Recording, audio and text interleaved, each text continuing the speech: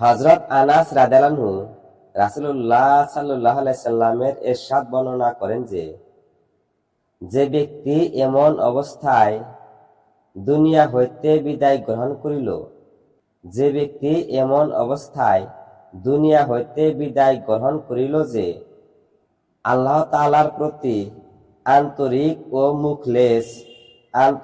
ও মুখলেস ছিল, যিনি অদ্বিতীয়, যাহার কোনো শরীক নাই, এবং সারা জীবন সে নামাজ কায়েম করিয়াছে, আর সম্পদশালী হইলে যাকাত আদায় করিয়াছে, সে এমন অবস্থায় বিদায় গ্রহণ করিল যে আল্লাহ তাআলা তাহার প্রতি সন্তুষ্ট। সে এমন অবস্থায় বিদায় গ্রহণ করিল যে আল্লাহ তাআলা তাহার প্রতি সন্তুষ্ট।